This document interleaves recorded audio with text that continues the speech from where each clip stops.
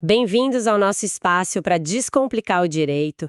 Hoje vamos fazer uma análise completa do informativo de jurisprudência número 868 do STJ, o Superior Tribunal de Justiça. Esse é o informativo de 28 de outubro de 2025. E antes da gente mergulhar nos julgados, um recadinho rápido, mas importante. Se esse nosso trabalho aqui de traduzir o juridiquês está sendo útil para você, ajuda a gente a crescer. Compartilha com os colegas, com amigos, enfim, com quem você achar que pode curtir. Queremos levar esse conhecimento jurídico de qualidade para mais gente. Exato. Porque, entender como os tribunais decidem as coisas do dia a dia é chave. Não só para quem estuda ou trabalha com direito, mas para todo cidadão que quer entender melhor as regras do jogo. É cidadania pura. Com certeza. E a análise de hoje, tá bem recheada. A gente vai passar por vários temas. Tem direito penal, processual civil, administrativo, direito da criança. Em muitos deles, vamos ver um ponto interessante, que é essa busca constante dos tribunais por um equilíbrio, né? De um lado tem que aplicar a lei, investigar, punir, resolver o conflito. Mas do outro lado tem que proteger direitos fundamentais. Privacidade, propriedade, liberdade religiosa, defesa. É um balanço delicado. Uma ótima introdução ao que vem por aí. Então, bora começar? Vamos logo para o primeiro destaque, que foi julgado como recurso repetitivo, ou seja, define tese para todo o país. É o tema 1192. A situação é a seguinte, um assaltante entra numa casa e rouba coisas de várias pessoas da mesma família que moram juntas. A dúvida que chegou no STJ foi: isso é um crime de roubo só, porque foi uma ação única e contra a mesma família, ou são vários crimes? Então, a terceira sessão do STJ bateu o martelo. São vários crimes, sim. O que define se tem mais de um crime é a lesão a patrimônios diferentes. Mesmo que as vítimas sejam da mesma família, morando juntas, e a ação do ladrão tenha sido uma só. Se ele levou bens de pessoas diferentes, pronto, são vários roubos. A lei protege o patrimônio de cada um individualmente. Entendi. Mas e a intenção do ladrão? Ele precisava saber que estava roubando de várias pessoas. Boa pergunta. Aí entra a questão do dolo. O direito penal trabalha com o dolo direto, que é a intenção clara, mas também com o dolo eventual. Dolo eventual é quando a pessoa não quer diretamente aquele resultado, mas prevê que ele pode acontecer e, mesmo assim, assume o risco. Ah, tipo... Tipo, o assaltante entra numa casa onde moram várias pessoas. Ele pode não saber exatamente de quem é cada coisa, mas ele, no mínimo, prevê que pode ter bens de mais de um morador ali. Ao continuar o roubo, ele assume o risco de lesar vários patrimônios. E isso já basta para caracterizar o dolo em relação aos diferentes crimes. Então, mesmo que na hora H, no meio da confusão, não dê para saber se o celular era do filho, a carteira da mãe, se eram de pessoas diferentes, já configura a pluralidade de crimes. Exatamente. E tem um detalhe importante. A consequência disso, geralmente, é aplicar o chamado concurso formal de crimes, está lá no artigo 70 do Código Penal. Certo. E o concurso formal, olha que curioso, costuma ser melhor para o réu do que somar as penas de cada crime separado, que seria o concurso material. Como assim melhor? No concurso formal, o juiz aplica a pena de um só dos crimes, a mais grave se forem diferentes, e aumenta essa pena de uma fração. Geralmente é menos do que somar tudo. Ah, entendi. Para somar as penas mesmo, teria que ser o concurso formal impróprio, que exige provar que o ladrão tinha intenções separadas para cada vítima, desígnios autônomos. Mas isso, nesses roubos em casa, quase nunca acontece ou se prova. Perfeito, super claro. Uma ação, vários patrimônios atingidos, igual concurso formal. Vamos seguir então. Próximo caso, agora da primeira turma, sobre processo civil. Envolve mandado de segurança e juizados especiais. A pergunta aqui é a seguinte: imagina que sai uma decisão num juizado especial, cível ou federal. Essa decisão virou definitiva, transitou em julgado, não cabe mais recurso nenhum. Certo. Seria possível, mesmo depois disso tudo, entrar com um mandado de segurança só para discutir se aquele juizado era mesmo competente para julgar a causa? Tipo, questionar só a competência? Então, a primeira turma foi direta. Não cabe mandado de segurança nesse caso. Ponto final. Ah, é? Por quê? Tem uma proibição bem clara, tanto na Lei do Mandado de Segurança 12.016 de 2009, no artigo 5º, inciso 3, quanto numa súmula antiga do STF, a 268. A regra é essa: não cabe MS contra decisão judicial que já transitou em julgado. Mas eu lembro de ter visto algo sobre o STJ já ter admitido o MS para controlar a competência de juizado. Sim, você tem razão. Teve um precedente antigo, o RMS 17524, da Bahia, que admitiu isso como uma exceção à súmula 376 do próprio STJ. Só que esse julgado é de antes da lei atual do MS, de 2009. E ele não discutiu especificamente essa barreira do trânsito em julgado. A lei nova de 2009 veio depois e foi explícita em proibir o MS nesse cenário de coisa julgada. Entendi. Mas e se a pessoa jurar que não quer rediscutir o mérito, o que foi decidido sobre o direito em si? Só quer dizer, olha, esse juizado não podia ter pego esse caso. Mesmo assim, a resposta continua sendo não. A turma entendeu que permitir isso seria, na prática, criar uma ação rescisória por via indireta no sistema dos juizados. E não pode, né? Exato. As leis dos juizados, a 9.099 e a 2.059, não prevêem ação rescisória. A ideia toda dos juizados é ser mais rápido, mais simples e dar uma solução definitiva logo. Reabrir a discussão da competência depois de tudo acabado iria totalmente contra essa lógica. Faz todo sentido. A tal da estabilidade das decisões, né? Beleza. Mudando de área, vamos para o direito administrativo. Um caso julgado pela segunda turma é sobre a gratificação de atividade de segurança, a famosa GAS, que é paga para servidores do Judiciário Federal. A dúvida era se um servidor que trabalha na área de transporte, tipo motorista de desembargador ou ministro, teria direito a essa gratificação. Olha que interessante. A segunda turma disse que sim, pode ter direito. Mas... tem um mas. Tem. Precisa ficar comprovado no processo que aquele servidor, mesmo estando lotado formalmente na área de transporte, seja como analista ou técnico judiciário da área administrativa, na prática, no dia a dia, ele exerce funções que são de segurança. Segurança da autoridade que ele transporta, por exemplo. Então, que vale a função real, não o nome do cargo ou da área. Exatamente. A lei que criou a GAS, a 11.416 de 2006, ela não diz que tem que ser da especialidade segurança. Ela fala das atribuições exercidas. E o tribunal reconheceu que, vamos combinar, na realidade, transportar uma autoridade muitas vezes envolve sim tarefas e preocupações de segurança pessoal. É aquela coisa, né? O direito olhando para a prática, porque acontece de verdade, e não só para a etiqueta do cargo. E parece que o histórico dessa função também ajudou na decisão, né? Ajudou sim. A turma lembrou que, antigamente, em muitos tribunais, as áreas de segurança e transporte eram juntas. Mesmo depois que separaram no papel, em muitos lugares a sobreposição de tarefas continuou. Prova disso. Prova disso é que alguns tribunais, inclusive o próprio STJ, voltaram atrás e unificaram de novo essas especialidades. Então, a conclusão é: tem direito a GAS. Depende.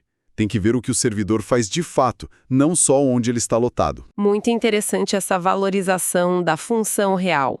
Bom, vamos mudar de turma e de assunto de novo. Agora para a terceira turma, com direito da criança e do adolescente. É um tema bem sensível. Autorização para viagem internacional de criança ou adolescente quando os pais não concordam. Imagina que um dos pais não quer deixar viajar sem um motivo justo. Quem decide isso?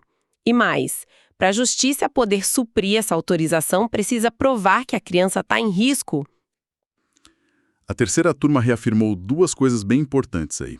Primeiro, quem tem que analisar esse pedido para suprir a autorização de viagem é a vara da infância e da juventude mesmo. Ok. E segundo, respondendo à sua pergunta, não precisa comprovar que a criança ou adolescente está numa situação de risco pessoal ou social para a vara da infância poder atuar.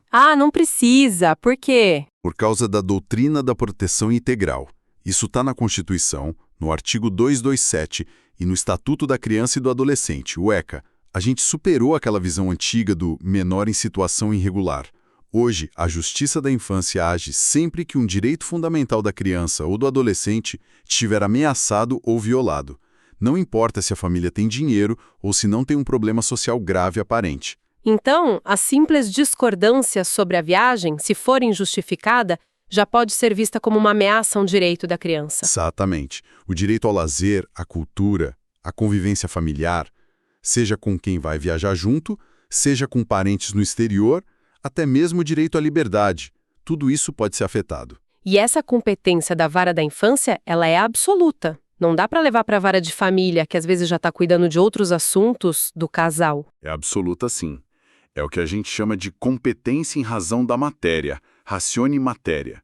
Ou seja, é o tipo de assunto que só aquela vara especializada pode julgar. O ECA, lá no artigo 148, parágrafo único, a linha D, deixa isso bem claro.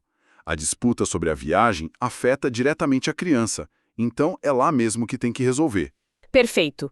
Voltando para o processo civil, ainda na terceira turma, o foco agora é aquela decisão que organiza o processo para a fase de provas, a decisão de saneamento.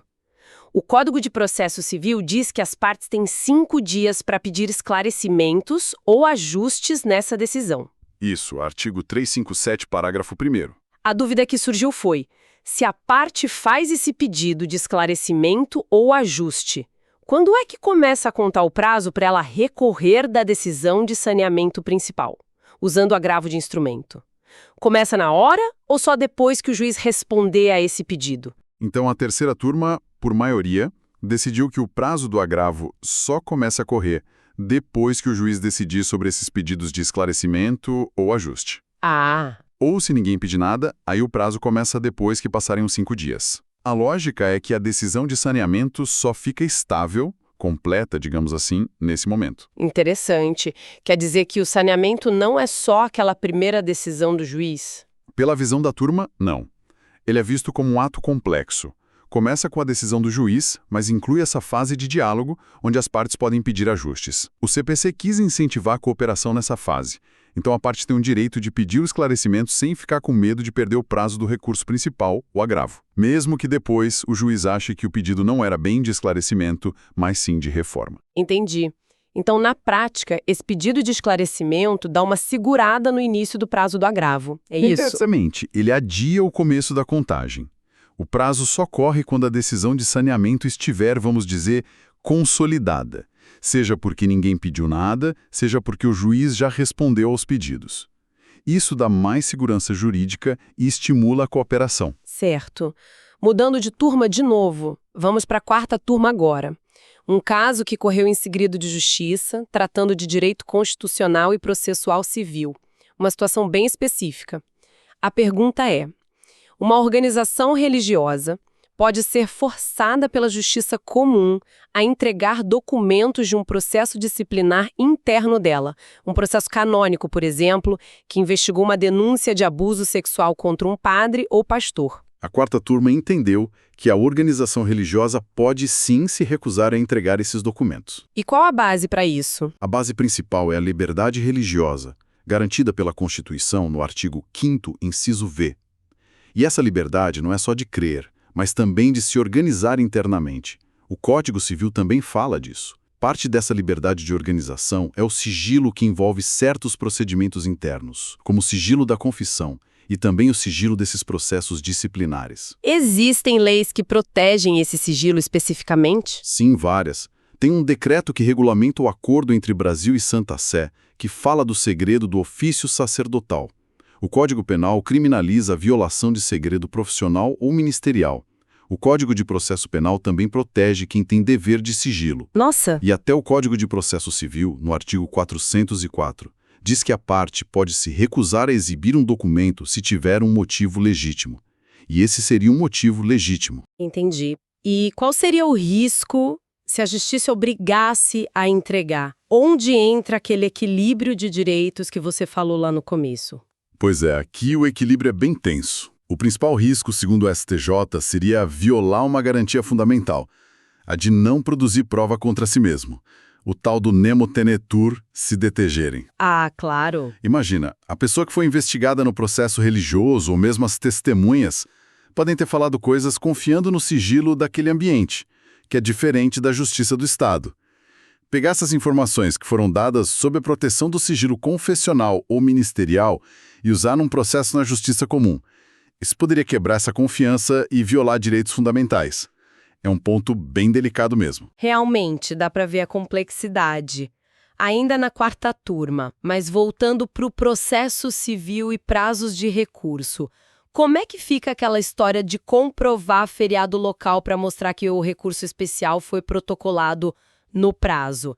Principalmente porque teve uma mudança na lei sobre isso, né? Exato. A quarta turma analisou justamente o impacto de uma lei recente, a 14.939 de 2024.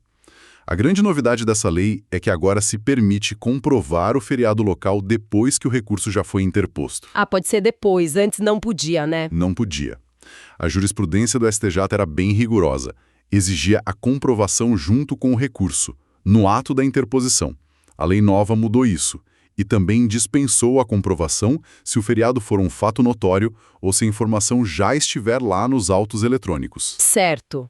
E o que o STJ decidiu sobre aplicar essa lei nova para recursos que já estavam tramitando? Decidiu que essa regra nova, por ser uma norma processual que permite corrigir um defeito, um vício sanável, que era a falta de comprovação na hora certa, ela tem aplicação imediata.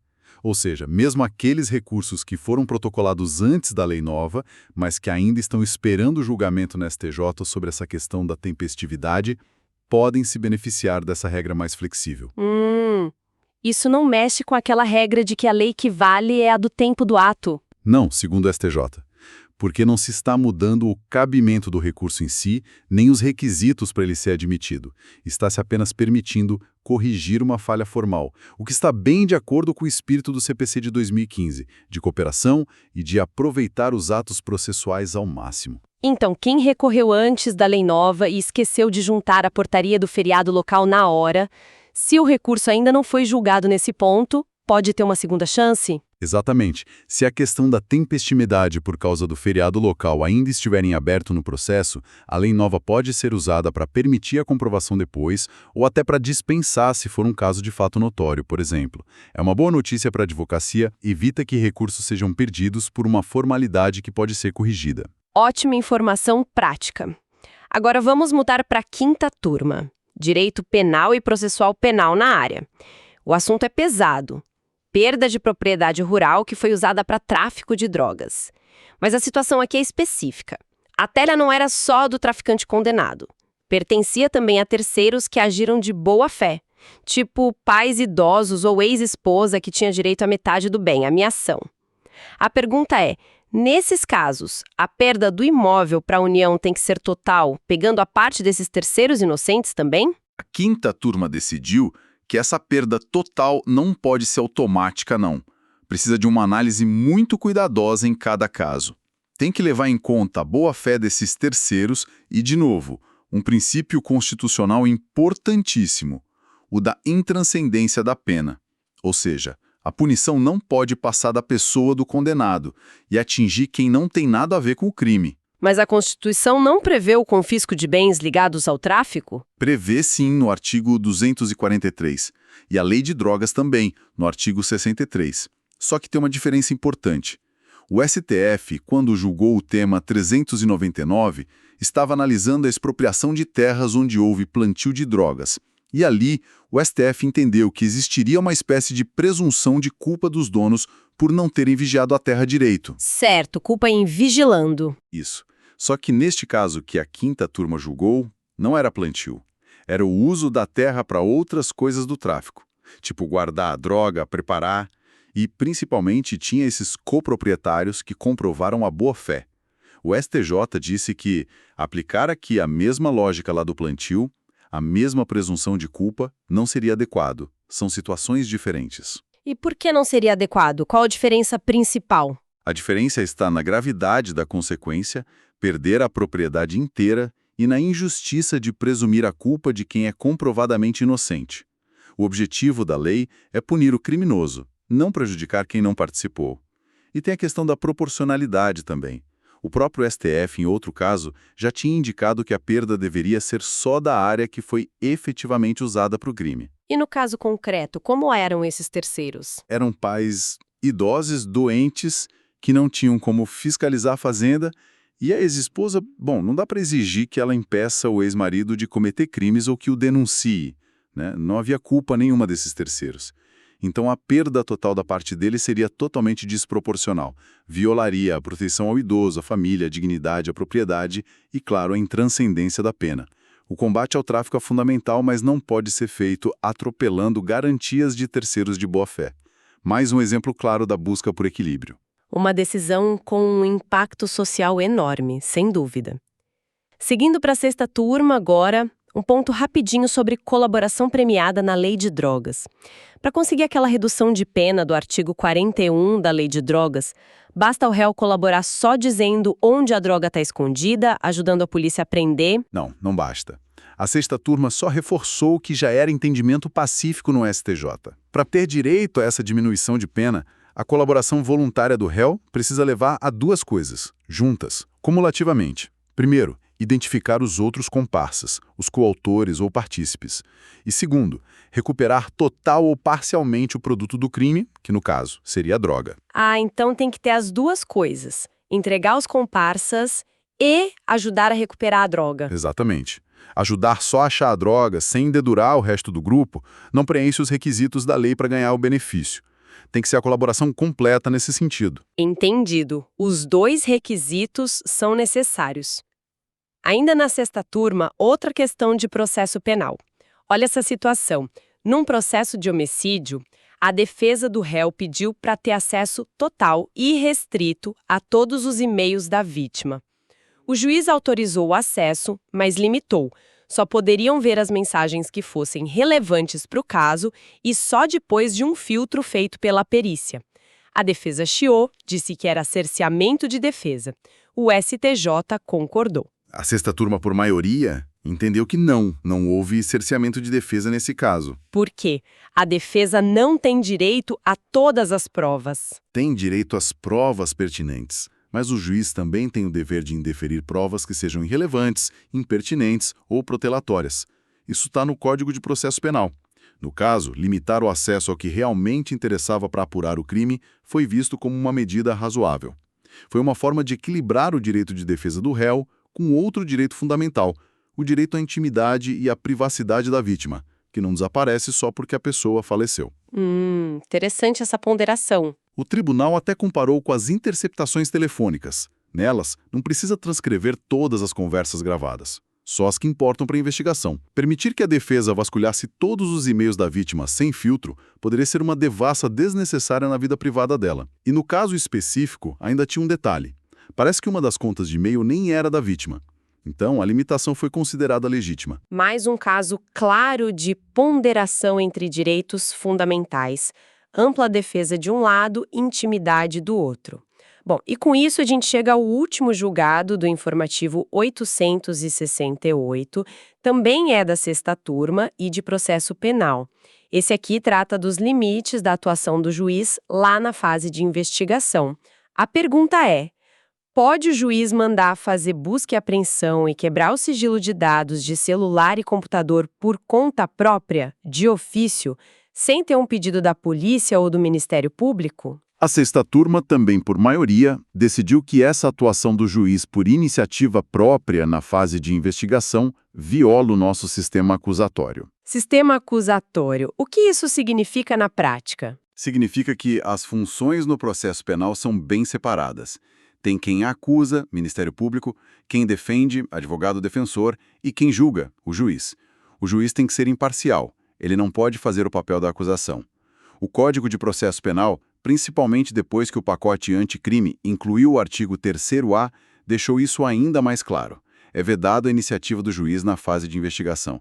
Ele não pode sair buscando prova por conta própria. Mas não tem um artigo no CPP que fala que a busca pode ser determinada de ofício? Tem sim, o artigo 242 é antigo e fala isso. Mas ele tem que ser lido hoje à luz da Constituição e desse sistema acusatório. O papel do juiz na investigação é mais de garantir direitos, de controlar a legalidade do que a polícia e o MP fazem, e não de ser ele mesmo um investigador. No caso que a sexta turma julgou, a juíza não só determinou a busca nos aparelhos eletrônicos sem pedido, como autorizou a quebra do sigilo dos dados. E a quebra do sigilo é uma medida ainda mais séria, que mexe muito com a privacidade. Fazer isso de ofício, então, foi considerado uma violação clara do sistema acusatório e da imparcialidade que se espera do juiz. Ficou bem claro. No sistema acusatório, juiz julga, não investiga por iniciativa própria. Esse papel é da polícia e do MP. E para quem gosta de ficar de olho no que vem por aí, no que vai virar tese obrigatória para todo o país, fiquem ligados. Mais 2 questões foram selecionadas para o rito dos repetitivos. É isso aí. O tema 1387 vai definir quando começa a contar o prazo de prescrição para pedir indenização por problemas em contas do PASEP. Saques indevidos, cálculo errado de saldo. A dúvida é se o saque total da conta é o marco para começar esse prazo. Importante isso. E o outro? O outro é o tema 1388. Vai discutir a fixação de honorários de advogado por equidade. Isso acontece quando o valor da causa é muito baixo ou irrisório, ou então quando é muito alto. A questão é se aqueles valores mínimos que o CPC estabeleceu no artigo 85, parágrafo 8º-A, precisam ser seguidos nesses casos de equidade também. São 2 discussões com um impacto prático enorme. Ufa! Conseguimos, hein? Passamos por todos os julgados do informativo 868. Foi uma viagem e tanto por várias áreas do direito. Mostramos como o STJ está interpretando as leis em situações bem concretas e muitas vezes bem complicadas. Esperamos que essa nossa conversa tenha ajudado a trazer mais clareza sobre esses temas todos. Com certeza. E voltando àquele fio condutor que a gente falou lá no começo, né? Deu para perceber em vários desses casos o esforço do judiciário para equilibrar os pratos da balança. De um lado, a necessidade de ter uma justiça que funcione, que investigue, que puna quando preciso, que resolva os conflitos. Mas do outro lado, a proteção firme dos nossos direitos fundamentais. A propriedade, a privacidade, a liberdade religiosa, o direito de defesa, a proteção de quem é vulnerável, como crianças e idosos, até a imparcialidade de quem julga. É verdade. E fica a reflexão, né? Como é que a gente encontra o ponto ideal nesse equilíbrio? Não tem resposta fácil. A jurisprudência vai construindo essa resposta aos poucos, caso a caso, é um trabalho contínuo. Uma excelente reflexão para a gente fechar. Agradecemos muito a companhia de todos nessa análise e, reforçando o pedido do início. Se você curtiu, se achou útil, espalha a palavra, compartilha. Vamos juntos fazer o conhecimento jurídico chegar a mais gente. Até a próxima.